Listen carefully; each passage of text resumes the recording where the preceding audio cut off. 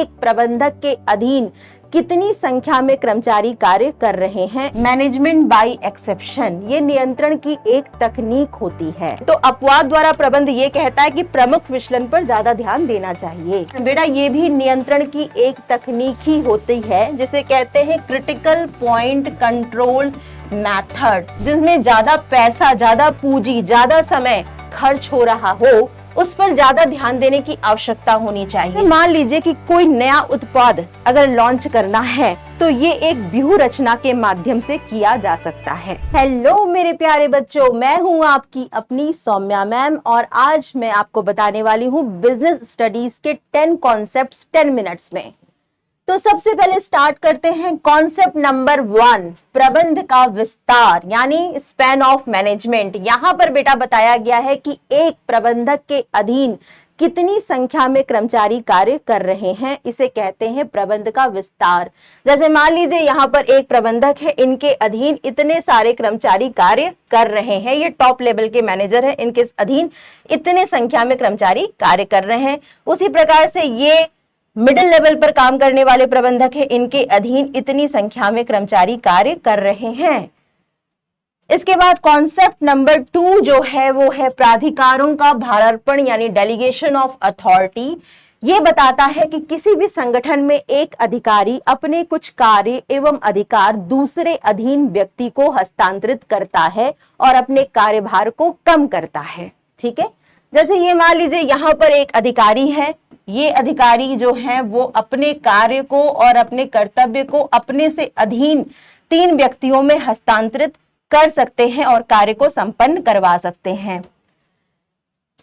इसके बाद concept number 3 जो है वो है अपवाद द्वारा प्रबंध, मैनेजमेंट बाय एक्सेप्शन। ये नियंत्रण की एक तकनीक होती है। ठीक है, इसमें यह कहा गया है कि प्रबंधक को विचलन, जो प्रमुख विचलन हैं, जो ज्यादा से ज्यादा संगठन को प्रभावित करते हैं, उसके लक्ष्यों को ना पूरा होने के लिए उन विचलन पर ज्यादा ध्यान देने की आवश्यकता होती है। ठीक है, जैसे मान लीजिए उत्पादन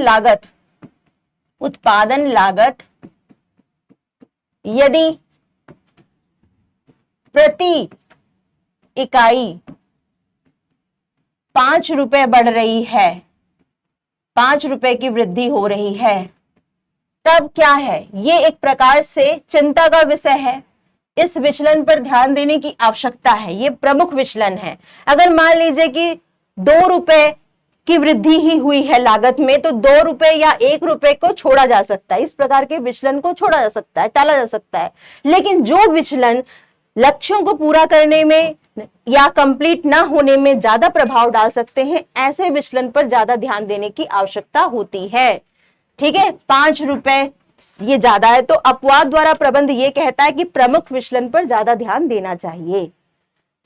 इसके बाद देखिए कॉन्सेप्ट नंबर 4, विवेचना की दृष्टि से नियंत्रण। बेटा ये भी नियंत्रण की एक तकनीक ही होती है जिसे कहते हैं क्रिटिकल पॉइंट कंट्रोल मेथड। इसमें यह बताया गया है कि कोई भी जो कार्य या लक्ष्य होता है उसको पूरा करने के लिए कई छोटे छोटे कार्य किए जाते हैं। ठीक है, प्रबंध को क्या करना चाहिए, इन छोटे छोटे कार्यों यानी ये जितने भी कार्य हो रहे हैं उसमें प्रमुख की एरियाज, प्रमुख कार्य या प्रमुख क्षेत्र जिसमें ज्यादा पैसा, ज्यादा पूंजी, ज्यादा समय खर्च हो रहा हो, उस पर ज्यादा ध्यान देने की आवश्यकता होनी चाहिए। जैसे मान लीजिए ये कार्य जो है वो प्रमुख कार्यों की श्रेणी में आ रहा है, इस पर ज्यादा पूंजी लगी है, ज्यादा समय लगा है, ये एक प्रमुख कार्य हो सकता है या की क्षेत्र हो सकता है। प्रबंधक को क्या चाहिए कि इस क्षेत्र पर विचलन ना हो, इसके लिए ज्यादा ध्यान देना चाहिए। यही कहता है विवेचना की दृष्टि से नियंत्रण। अगर इस क्षेत्र पर ज्यादा काम कर लिया गया तो छोटे मोटे जो कार्य हैं अगर उसमें थोड़ा बहुत विचलन हो रहा है, अंतर हो रहा है, तो उसे टाला जा सकता है, क्योंकि प्रमुख एरिया को अगर समय पर पूरा कर लिया गया तो जो लक्ष्य जो है उसको पूरा किया जा सकता है। इसके बाद देखिए कॉन्सेप्ट नंबर 5 कहता है संगठनात्मक ढांचा या ऑर्गेनाइजेशनल स्ट्रक्चर क्या होता है। ऑर्गेनाइजेशनल स्ट्रक्चर बताता है कि किसी भी संगठन में प्रत्येक स्तर पर जो पद निर्माण किए गए हैं उस पद के क्या कार्य हैं, क्या अधिकार हैं और क्या कर्तव्य हैं। ठीक है, जैसे मान लीजिए किसी संगठन पर सबसे ऊपर पर कौन होता है, सीईओ होता है, संचालक मंडल होते हैं। ठीक, इनके नीचे क्या है, यहां पर इनके नीचे यहां पर बनाए गए हैं कुछ मैनेजर्स, जैसे प्रोडक्शन मैनेजर और मार्केटिंग मैनेजर। तो मार्केटिंग मैनेजर के अधिकार कर्तव्य ये सारी चीजें बताई जाएंगी, प्रोडक्शन मैनेजर के अधिकार और कर्तव्य क्या है ये बताया जाएगा। तो पदों का निर्माण अधिकार और कर्तव्य के आधार पर बताने वाली श्रृंखला या नेटवर्क को हम लोग किसी संगठन का संगठनात्मक ढांचा या ऑर्गेनाइजेशनल स्ट्रक्चर कहते हैं। इसके बाद आता है व्यूह रचना। ये क्या है, ये नियोजन का एक प्रकार है। ठीक है, व्यूह रचना व्यावसायिक वातावरण से प्रभावित होती है। इसमें दीर्घकालीन लक्ष्यों का निर्माण किया जाता है और उस दीर्घकालीन लक्ष्यों की पूर्ति के लिए कौन कौन से तरीके हैं उनके बारे में पता लगाया जाता है। उसके बाद संसाधनों का बंटवारा किया जाता है और फिर उस दीर्घकालीन लक्ष्य को पूरा करने के लिए प्रयास किए जाते हैं। जैसे मान लीजिए कि कोई नया उत्पाद अगर लॉन्च करना है तो ये एक व्यूह रचना के माध्यम से किया जा सकता है।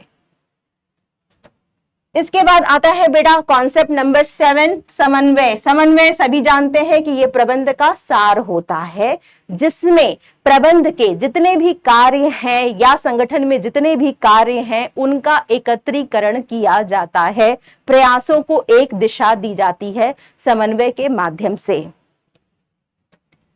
इसके बाद आता है कॉन्सेप्ट 8, पूंजी ढांचा यानी कैपिटल स्ट्रक्चर।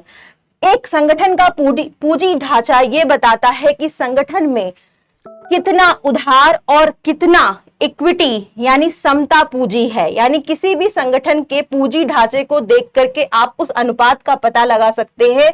उधार पूंजी और ओनर पूंजी, इक्विटी पूंजी जो है उसका अनुपात बताने वाली ढांचा को पूंजी ढांचा कहा जाता है यानी कैपिटल स्ट्रक्चर कहा जाता है। इसके बाद आता है कॉन्सेप्ट नंबर 9 यानी विपणन यानी मार्केटिंग। मार्केटिंग का मतलब होता है उपभोक्ताओं की संतुष्टि वस्तु और सेवा प्रदान करके। यहाँ का विपणन क्या जो मुख्य अवधारणा है वो इस बात में निहित होता है कि उपभोक्ताओं की संतुष्टि को सबसे ज्यादा महत्व दिया जाए, वस्तुओं और सेवाओं का विक्रय इस प्रकार से किया जाए या वस्तु और सेवा का उत्पादन इस प्रकार से हो कि वो वस्तुओं और सेवा सबसे ज्यादा अधिकतम संतुष्टि प्रदान करे। ठीक है, इसके बाद आता है कॉन्सेप्ट नंबर 10, लास्ट कॉन्सेप्ट, प्रवर्तन लागत या फ्लोटेशन कॉस्ट। ये कहता है कि जब एक कंपनी अंशों का निर्गमन करती है तो अंशों के निर्गमन से संबंधित जो भी लागत आती है, जैसे अभिगोपक, अंडरराइटिंग कमीशन, ठीक है, या प्रविवरण प्रोस्पेक्टस बनाने की जो लागत आती है वो सब लागतें मिलाकर के प्रवर्तन लागत यानी फ्लोटेशन कॉस्ट होती है। तो ये थे 10 कॉन्सेप्ट 10 मिनट्स में